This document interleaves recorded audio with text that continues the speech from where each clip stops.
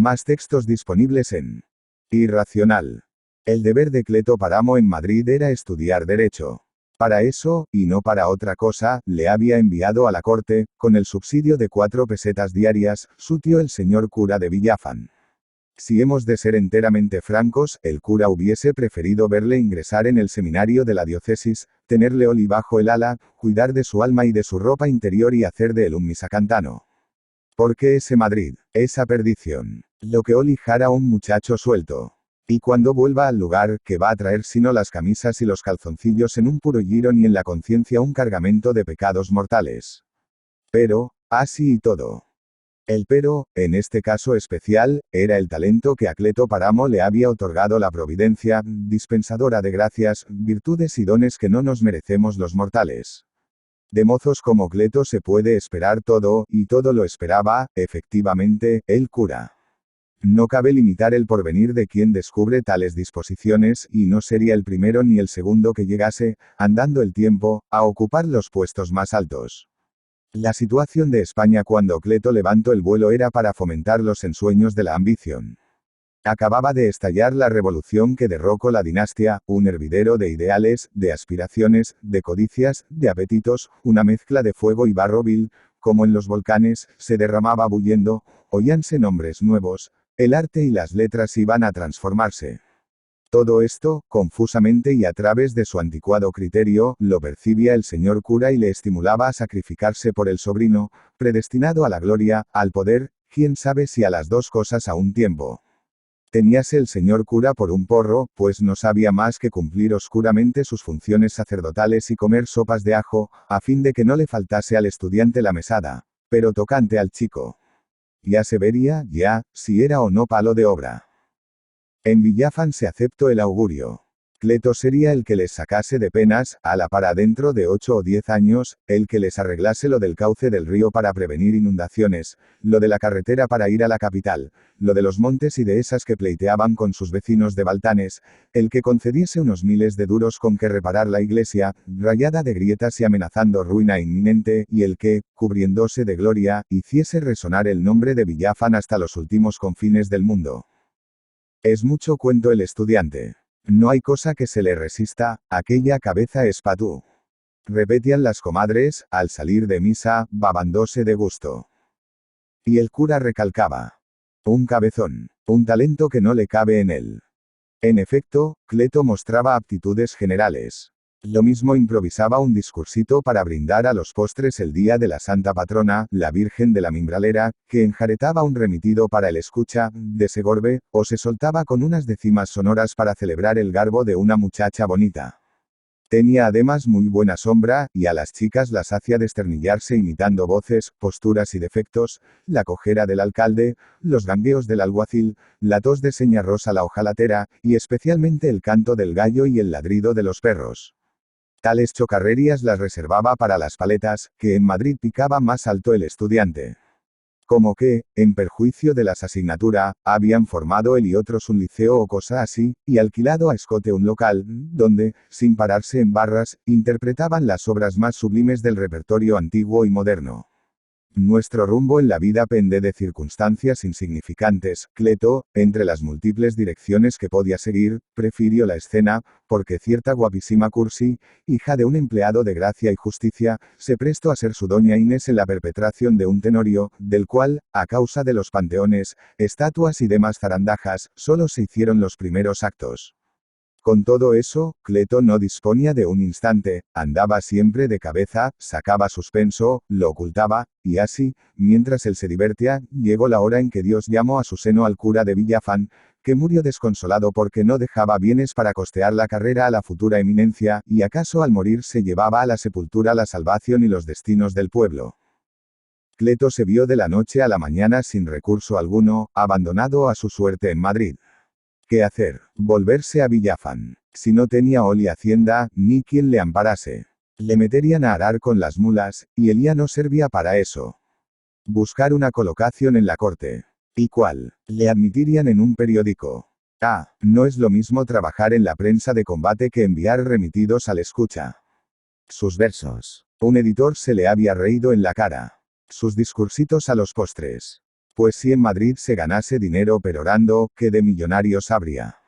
Y Cleto, dándose una palmada en la frente, se decidió a presentarse a Rafael Calvo, para ingresar en la compañía con 5 o 6 duros diarios de sueldo.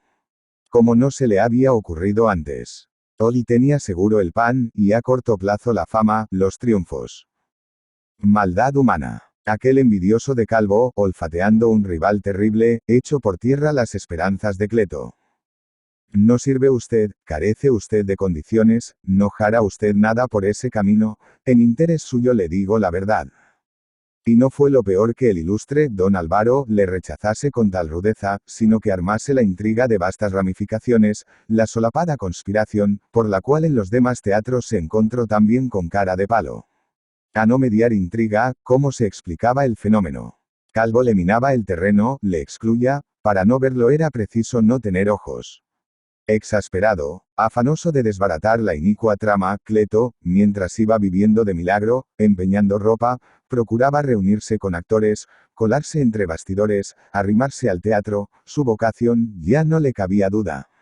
Al principio le toleraron, después empezaron a mirarle como de casa, un apéndice, una verruga, algo que no servía para nada, y de que no se podía prescindir. Finalmente les infundió lástima, le cobraron afición, le emplearon en recados, en transcripción de papeles, en rebusca de accesorios, le impidieron literalmente morirse de hambre. En el café, antes y después de los ensayos, pagaba en la moneda que poseía la chuleta a que le convidaban los actores, sacando a relucir las gracias con que antaño hizo descuajarse de risa a los paletos de Villafán. Y al principiar los ensayos de un drama donde un perro tenía que ladrar oportunamente, el segundo galán dijo a Cleto: «Hombre, usted que ladra tan bien, ¿por qué no se encarga de esa parte?». Las mejillas de Cleto se enrojecieron, una indignación asfixiante le cortó el resuello y le obligó a abrir la boca de a palmo. Un papel de Can. Eso le ofrecían. Paraban en eso tantas ilusiones. Mas como al mismo tiempo le caerían unas cuantas pesetas por noche, y él las necesitaba como las flores el riego, a las 2 horas, entre resignado, irónico y humorista, se avino a ladrar todo cuanto fuese preciso. Y ladró con tal realismo, con tal furia, que el público palmoteaba, tomándole por verdadero amaestrado chucho. No tardó en estrenarse un sainete donde un asno rebuznaba, acompañando y parodiando la endecha de un enamorado ridículo. Cleto fue contratado también para la romanza del jumento. El cocido estaba seguro, Cleto era un incomparable animal, llamábanle de otros teatros, en su reputación se extendía, la especialidad no tenía competidor. No obstante, al situarse oculto por las bambalinas para desempeñar sus papeles, al ver pasar los primeros actores, de levita o trusa, a las actrices con sus galas, Cleto, con escozor en los ojos y una punzada aguda en el corazón, murmuraba dentro de sí: cosas del mundo. La cochina suerte y las condenadas intenciones. Bien les viene que no les haga sombra. No por eso dejaba de recoger con fruición el aplauso estruendoso, infalible, cuando cacareaba y rebuznaba, y más aún si hacía el loro.